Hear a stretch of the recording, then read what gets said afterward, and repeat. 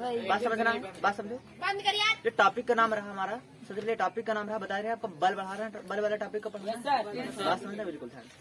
और तगड़ा से समझना, अगर तगड़ा से क्वेश्चन ना सुनेगा तो बहुते मारेंगे, समझ लिया पहली बात, ठीक है ना। अब बात समझा से, अरे शुरू कर दिया, बात समझ भाई ध्यान से। आपका चैप्टर का नाम क्या रहेगा आपका? बात समझो, से और समझना है, बहुत अच्छे तरीके से समझना, ज्यादा कोई दिक्कत वाली बातें ना है इसको पैसा के। बात समझो ध्यान से। बल वाला टॉपिक है, क्या टॉपिक है? तो आपको हम सबसे पहले बताए थे एकदम अच्छे से, पहले पढ़ाए थे बल, फिर बल के प्रकार, बल का सूत्र, बल का मात्रक, सीजीएस पद्धति मात्रक, एमकेएस पद्धति मात्रक, है ना। बात समझना फिर से। हाँ वही हम थ्योरी आपको बताते, कार्य बताते, फिर से एक बार रिवीजन है, इधर समझ लेना है, इधर फिर से एकदम रिवीजन है। बात समझाने से, चुप, बात समझ इधर। अगर हम बल की बात करते हैं, बल किसे कहते हैं भाई? बल वह धक्का अथवा खिंचाव है जो किसी वस्तु की स्थिति को क्या करता है? करता है, बल कहलाता है। क्या कहलाता है? जैसे हम बताते हैं आपको, कोई वस्तु है, कहा कोई वस्तु, उसका धक्का दो और धक्का देके आगे फेंको, एक जन पीछे खींच के मारा, फिर यहाँ से बात समझाने से कोई दिक्कत ना। अब बात समझो, फिर से बताते हैं इधर, बात समझना है। बल क्या है भाई? बल वह धक्का अथवा खिंचाव है जो किसी वस्तु की स्थिति को क्या करता है? बात समझ लेना है। बल वह धक्का अथवा खिंचाव है जो किसी वस्तु की स्थिति को परिवर्तित करता है। जैसे बल लगा करके किसी वस्तु का ठेलो, बहुत दूर चला गई ना, फिर बल लगा लो, पास में चली आएगी। बताओ उसकी वस्तु क्या हो गई? परिवर्तित हुई कि नहीं? भले तो कहलाएगा वो। अब बात समझना है, सिर्फ समझना। एग्जाम्पल की बात करते हैं तो एग्जाम्पल में कुछ भी ले सकते हो भाई। कोई वस्तु है, उसका धक्का दो, स्थिति परिवर्तित होगी, फिर खींच लो, क्या हो गया? स्थिति परिवर्तन हुआ, वही क्या कहलाएगा? बल। क्या बिना बल के वस्तु की स्थिति परिवर्तित हो सकती है? नहीं परिवर्तित हो सकती है, ठीक है ना। क्या बिना बल के वस्तु की स्थिति परिवर्तित हो सकती है? आगे देखना है, बात समझते हैं हम लोग, कैसे समझेंगे। जैसे अब मात्रक समझना बहुत इंपॉर्टेंट है। एक वैज्ञानिक थे, उनका नाम है न्यूटन। क्या नाम था? साइंटिस्ट न्यूटन थे, और न्यूटन ने क्या बताया था? बात समझो। अगर हम बल की मात्रक की बात करते हैं, बल का मात्रक बहुत अच्छे से समझना है। बल की मात्रक की बात करते हैं, बल का मात्रक होता है न्यूटन। क्या होता है? न्यूटन। ये होता है सीजीएस पद्धति, एमकेएस पद्धति में। कौन से मात्रक में? एम का मतलब मीटर, के का मतलब किलोग्राम, एस का मतलब सेकंड, अर्थात जिसका मात्रक मीटर, किलोग्राम, सेकंड में होता है उसे हम कहते हैं एमकेएस पद्धति। और एमकेएस पद्धति में बल का मात्रक क्या होता है? न्यूटन होता है। इनमें कोई दिक्कत है? आगे बात करते हैं। अब बात समझना है, अगर सीजीएस पद्धति की बात करते हैं, बात समझना है, अगर सीजीएस पद्धति की बात करते हैं तो सीजीएस पद्धति में बल का मात्रक होता है डाइन। कंडीशन समझना और बिल्कुल अच्छे तरीके से समझना है। आगे देखो, और यहाँ पर एक नोट पॉइंट आपको नीचे लिखाए थे। नोट पॉइंट का मतलब यूनिट याद करना पड़ता है, मात्रक याद करना पड़ता है, सब इंपॉर्टेंट चीजें हैं, याद रखना है। डायरेक्ट एग्जाम में क्वेश्चन पूछ सकता है ये वाला। अब बात समझो, हम आपका नोट के तौर पर लिखा दिए थे। यहाँ एक चीज समझना इंपॉर्टेंट है, यहाँ पर दोनों का मेल मतलब बल और दोनों मिला करके, ठीक है ना।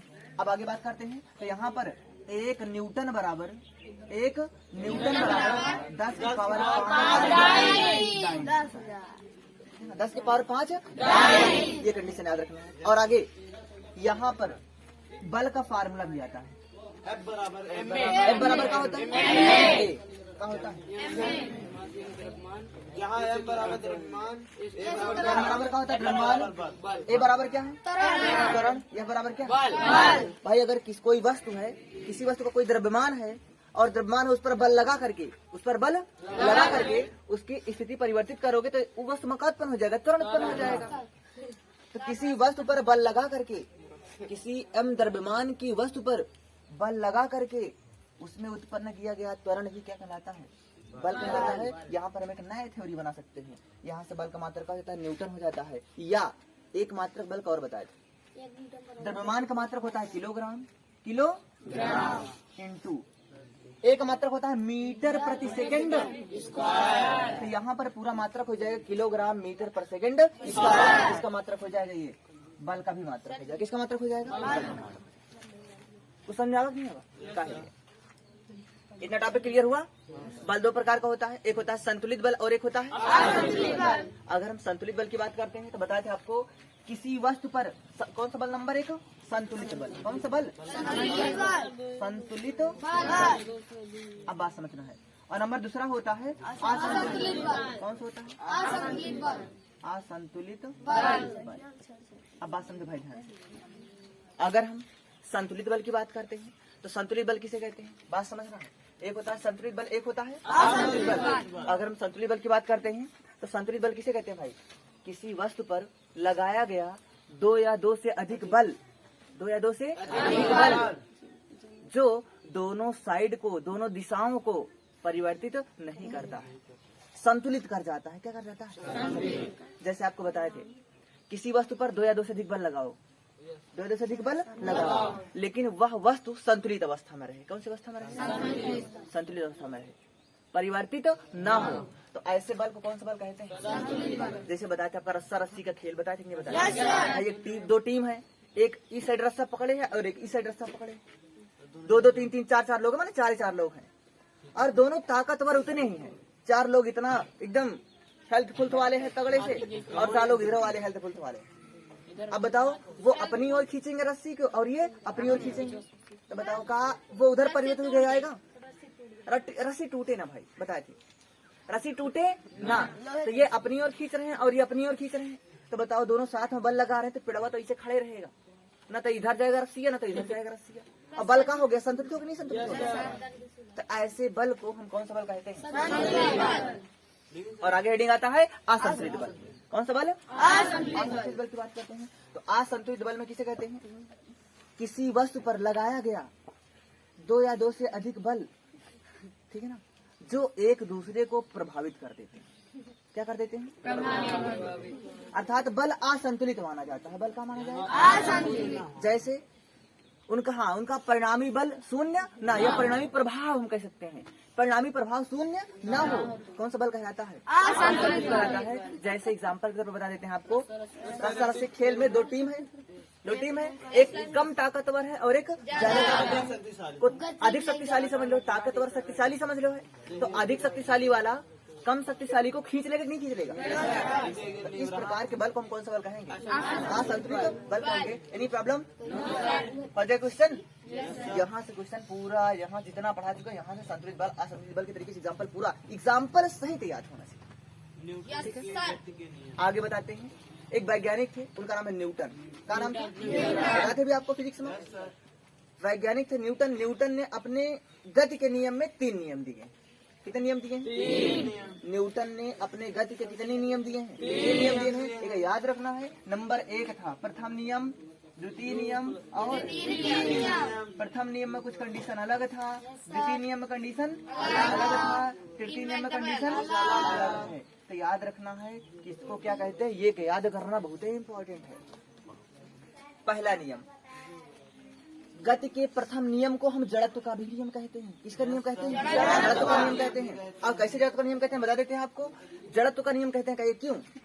जब कोई वस्तु स्थिर अवस्था में है, मतलब रुकी हुई अवस्था में, कौन सी अवस्था में है? रुकी हुई अवस्था में। जब कोई वस्तु स्थिर अवस्था में है तो वह स्थिर ही रहेगी। कोई वस्तु गति की अवस्था में है तो वह गति की अवस्था में रहेगी, जब तक कि उस पर कोई बाह्य बल नहीं लगाया जाए। अगर बाह्य बल नहीं लगाया जाएगा तो वह कौन सी अवस्था मानी जाएगी? स्थिर अवस्था मानी जाएगी। ठीक है ना।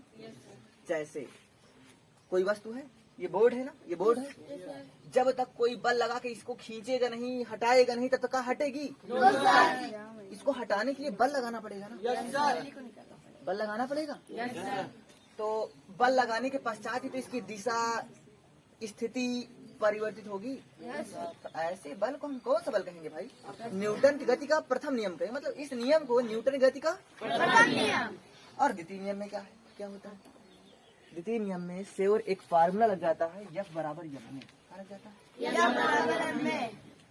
वही कंडीशन किसी वस्तु पर, मान लो M द्रव्यमान की कोई वस्तु है, M द्रव्यमान की कोई वस्तु है, उस पर बल लगा करके, M द्रव्यमान की कोई वस्तु है, उस पर बल लगा करके उसमें त्वरण उत्पन्न कर दिया जाए। उसकी स्थिति को परिवर्तन कर दिया जाए। क्या कर दिया जाए? तो इस प्रकार के नियम को या इसे न्यूटन की गति का द्वितीय नियम। और बात आती है तृतीय नियम में। तो तृतीय नियम में क्या होता है? तृतीय नियम को हम एक नियम कहते हैं क्रिया प्रतिक्रिया का नियम। किसका नियम? क्रिया प्रतिक्रिया। न्यूटन की गति के तृतीय नियम को हम क्रिया प्रतिक्रिया का भी नियम कहते हैं। अब क्रिया प्रतिक्रिया का नियम भी होता है किसी वस्तु पर लगाया गया बल। आप किसी वस्तु पर बल लगाओगे, तो किसी वस्तु पर लगाया गया बल, आप जितना बल किसी दूसरे वस्तु पर लगाओगे, वह दूसरी वस्तु भी आपके ऊपर उतना ही बल लगाएगी।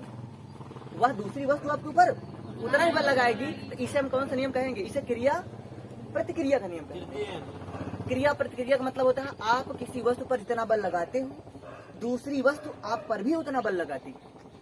इस नियम को हम क्रिया प्रतिक्रिया का नियम कहते हैं। इसे न्यूटन की गति का तृतीय नियम कहते हैं। जैसे आपको हम एग्जाम्पल बताते हैं। बंदूक की गोली, बंदूक चलाई जाती है ना, तो जितनी अगर चल लो, कोई टिक्के तीन वाला व्यक्ति है, पता चला उसे बंदूक चलवा रहा है, गोली मारेगा उसके पीछे उड़ जाएगा। गोली मार लो आगे चलेगा, पीछे 3 कदम पीछे जाएगा, 3 कदम का और चला जाएगा तो उड़ जाए, पीछे क्यों उड़ जाएगा? अब बात समझो। क्या होता है कि अगर कोई व्यक्ति बंदूक चलाता है, तो जितनी तेजी से आगे की ओर गोली जाएगी, बंदूक भी उतनी पीछे से उतनी ही बल से पीछे झटका मारेगी बंदूक। तो अर्थात बंदूक भी उतनी तेजी से पीछे की